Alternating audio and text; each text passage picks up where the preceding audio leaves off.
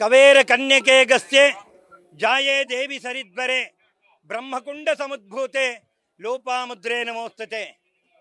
ಬಹಳ ವಿಶೇಷವಾದಂಥ ಕ್ಷೇತ್ರ ಮಂಡ್ಯ ಜಿಲ್ಲೆಯ ಶ್ರೀರಂಗಪಟ್ಟಣ ಇರತಕ್ಕಂಥ ಕೃಷ್ಣರಾಜ ಸಾಗರ ಅನ್ನತಕ್ಕಂಥದ್ದು. ಇಲ್ಲಿ ವಿಶೇಷವಾಗಿ ಇವತ್ತಿನ ದಿನ ಕಾವೇರಿಗೆ ಬಾಗಿನವನ್ನು ಅರ್ಪಿಸುವ ಕಾರ್ಯಕ್ರಮ. ಕಾವೇರಿ ಅಂದ ತಕ್ಷಣ ನಿಮಗೆಲ್ಲ ಗೊತ್ತು, ಕಾವೇರಿ ಭಾಗಮಂಡಲದ ಪೂಪುಹಾರಿಗೂ 835 ಕಿಲೋಮೀಟರ್ ಕಾವೇರಿ ಹರಿತಾಳೆ. ಬರವಾಗ ಎಲ್ಲ ದೇವಸ್ಥಾನಗಳು, ಸ್ನಾನಘಟ್ಟಗಳು, ಜಾನುವಾರುಗಳ ತಣಿಸಿ ಜಮೀನುಗಳು, ಕೃಷಿಗಳು, ಕೈಗಾರಿಕೆಗಳನ್ನೆಲ್ಲ ನಮಗೆ ತನ್ನಣಿಸ್ತಾ ಇದ್ದಾಳೆ. ಅಂಥ ಕಾವೇರಿಗೆ ಬಾಗಿನವನ್ನು ಅರ್ಪಿಸುವ ಕಾರ್ಯಕ್ರಮ ಪ್ರತಿ ವರ್ಷ ನಡೆಯುತ್ತೆ.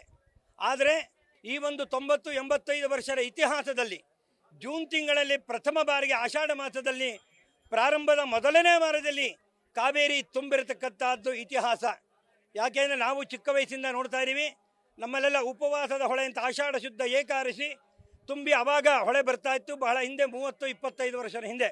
ಆದರೆ ಕಾವೇರಿ ಸಿರಿ ನಮಗೆಲ್ಲವನ್ನು ಸಹಿತ ಒಳ್ಳೆಯದಾಗಲಿ ಅಂತ ದೇವಿ ಈ ಒಂದು ವರ್ಷ ಸುಭಿಷ್ಟವಾಗಲಿ ಅಂತ ಈಗಾಗಲೇ ಜೂನ್ ತಿಂಗಳ ಅಂತ್ಯಭಾಗದಲ್ಲೇ ಕಾವೇರಿ ಒಂದು ವಾರ ಆಗಿದೆ ತುಂಬಿ. ಆ ಕಾವೇರಿಗೆ ಬಾಗಿನವನ್ನು ಅರ್ಪಿಸತಕ್ಕಂಥದ್ದು ರಾಜನ ಕರ್ತವ್ಯ. ರಾಜ ಅಂದರೆ ದೊರೆ. ನಮಗೆಲ್ಲ ಮುಖ್ಯಮಂತ್ರಿಗಳಾದ ಸಿದ್ದರಾಮಯ್ಯನವರು ಹಾಗೂ ಉಪಮುಖ್ಯಮಂತ್ರಿಯಾದ DK ಶಿವಕುಮಾರ್ ಅವರು ಹಾಗೂ ಜಿಲ್ಲಾ ಉಸ್ತುವಾರಿ ಸಚಿವರಂಥ ಚಲುವರಾಯಸ್ವಾಮಿಯವರು ಹಾಗೂ ನಮ್ಮ ಸ್ಥಳೀಯ ಶಾಸಕರಂಥ ರಮೇಶ್ ಬಾಬು, ಬಂಡಿ ಸಿದ್ದೇಗೌಡರು, ನೀರಾವರಿ ಸಚಿವರು ಎಲ್ಲರೂ ಸಹಿತ ಇವತ್ತು ಶಾಸಕರು, ಮಂತ್ರಿಗಳೆಲ್ಲರೂ ಬರ್ತಾ ಇದ್ದಾರೆ. ಅವರೆಲ್ಲರೂ ಸಹಿತ ವಿಶೇಷವಾಗಿ ಕಾವೇರಿ ಮಾತೆಗೆ ಪ್ರಾರ್ಥನೆ ಮಾಡಿ ಅಂತ ನಮಗೆಲ್ಲ ಹೇಳಿದರು. ಕೆಳಗಡೆ ನಾವು ಕಾವೇರಿಗೆ ಸಪ್ತಗಂಗಾದಿ ದೇವತೆಗಳನ್ನು ಆವಾಹನೆ ಮಾಡಿ ಸಪ್ತನದಿಗಳ ಹೋಮಗಳು, ಕಾವೇರಿ ಅಷ್ಟೋತ್ತರ ಹೋಮಗಳು, ವಿಷ್ಣು ಸಹಸ್ರನಾಮ ಹೋಮಗಳು, ಈ ಗಣಪತಿ ಪೂಜೆ ಪುಣ್ಯಾಹಗಳನ್ನು ಮಾಡಿ ನಾವು ಶುದ್ಧೀಕರಣವನ್ನು ಮಾಡಿ ಮೊರದ ಜೊತೆ ಬಾಗಿನವನ್ನು ಅರ್ಪಿಸುವ ಮತ್ತು ಕ್ಷೀರಾರ್ಘ್ಯ ಕಾರ್ಯಕ್ರಮವನ್ನು ಮಾಡ್ತಾ ಇದ್ದೇವೆ.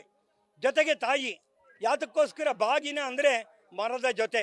ಹೇಗೆ ತುಂಬು ಗರ್ಭಿಣಿಯನ್ನು ನಮ್ಮ ಮನೆಯಲ್ಲಿ ಮೊದಲೇ ಗರ್ಭ ಧರಿಸಿದಾಗ ಅವಳಿಗೆ ಎಲ್ಲವನ್ನು ಸಹಿತ ನಾವು ಧಾರೆ ಮಾಡ್ತೀವಿ. ಆ ಗರ್ಭಿಣಿಗೆ ಹೇಗೆ ಈ ಒಂದು ಜಲಾಶಯ 124 ಅಡಿ ತುಂಬಿದೆ. ಕಾವೇರಿ ಜಗನ್ಮಾತೆಗೆ ನಾವು ಮಂಗಳ ದ್ರವ್ಯ ಅರಿಶಿನ ಕುಂಕುಮವನ್ನು ಹಾಕ್ತೇವೆ. ನಂತರ ಅವಳಿಗೆ ವಸ್ತ್ರಾದಿಗಳು ಮತ್ತು ಬೆಳ್ಳಿಯ ಗೆಜ್ಜೆಗಳು, ಕಾಲುಂಗುರ, ಮೂಗುಬೆಟ್ಟು, ಮಾಲೆಗಳು, ಮಾಂಗಲ್ಯ ಧಾರಣೆಗಳು ಎಲ್ಲವನ್ನು ಸಹಿತ ದೇವಿಗೆ ಅರ್ಪಿಸ್ತೀವಿ. ಅದರಲ್ಲಿ ದ್ರಾಕ್ಷಿ, ಗೋಡಂಬಿ ಅಂಥೇಳಿ ಅನೇಕ ವಿಧವಾದಂಥ ದ್ರವ್ಯಗಳನ್ನು ಮತ್ತು ಮರದ ಜೊತೆ ಬಾಗಿನದಲ್ಲಿ ಎಲ್ಲ ಬೇಳೆಗಳು, ನವಧಾನ್ಯಗಳನ್ನು ಎಲ್ಲ ಇಟ್ಟಿರ್ತೀವಿ, ಅದನ್ನು ಅವಳಿಗೆ ಅರ್ಪಿಸ್ತೀವಿ. ಅಂಥ ಕಾವೇರಿ ಮಾತೆಗೆ ಇನ್ನೇನು ಕೆಲವೇ ಕ್ಷಣಗಳಲ್ಲಿ ಮುಖ್ಯಮಂತ್ರಿಗಳವರು ಬರ್ತಾ ಇದ್ದಾರೆ. ಈಗಾಗಲೇ ಪೂಜಾದಿಗಳೆಲ್ಲ ಪ್ರಾರಂಭ ಆಗಿದೆ. 25 ಜನ ವೈದಿಕರ ತಂಡ ಇರಬೇಕು. ಇದು ವಿಶೇಷವಾದಂಥ ವರ್ಷ ಅಂಥೇಳಿ ಇವೆಲ್ಲವನ್ನು ವ್ಯವಸ್ಥೆ ಮಾಡಿದ್ದೇವೆ.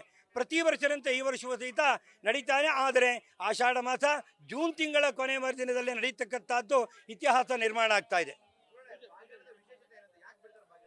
ಬಾಗಿನ ಬಿಡ್ತಕ್ಕಂಥದ್ದು ನಿಮಗೆಲ್ಲ ಗೊತ್ತಪ್ಪ.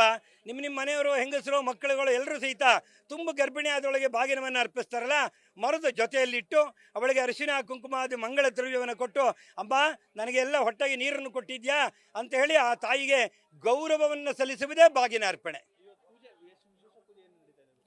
ವಿಶೇಷ ಪೂಜೆ ಅಂದರೆ ಈ ಸತಿ ನಾವು 80 ವರ್ಷ 90 ವರ್ಷ ಆಗಿರೋದ್ರಿಂದ ಆ ಕಾವೇರಿಯ ಅಷ್ಟೋತ್ತರ ಅಂತಲೇ ವಿಶೇಷವಾಗಿದೆ. ಯಾಕೆಂದರೆ ಕಾವೇರಿಗೆ ಲೋಪಾಮುದ್ರೆ ಅಂತ ಒಂದು ಹೆಸರು. ಇವಳು ಬ್ರಹ್ಮಗಿರಿಯಲ್ಲಿ ಹುಟ್ಟಿದ್ದಾಳೆ. ಅಗಸ್ತ್ಯರು ಉತ್ತರ ಭಾರತದಿಂದ ದಕ್ಷಿಣ ಭಾರತಕ್ಕೆ ಬಂದು ಅವಳನ್ನು ಮಡಿಕೇರಿ ಬ್ರಹ್ಮಗಿರಿಯಲ್ಲಿ ಕವೇರ ರಾಜನ ಮಗಳಾಗಿದ್ದ ಕಾವೇರಿಯನ್ನು ಮದುವೆ ಆಗ್ತಾರೆ. ಅಲ್ಲೇ ತಪಸ್ಸು ಕೂತಾಗ ಅಚಾನಕ್ಕಾಗಿ ಕಾವೇರಿ ಕಮಂಡಲದಲ್ಲಿದ್ದು ತೆಗೆದುಕೊಂಡು ಹೋಗಬೇಕಾಗುತ್ತೆ, ಬಿದ್ದೋಗುತ್ತೆ. ಅಲ್ಲಿಂದ ಕಾವೇರಿ ಹರಿದು ಇಡೀ ಎಲ್ಲ ಕರ್ನಾಟಕ ಮತ್ತು ತಮಿಳುನಾಡು.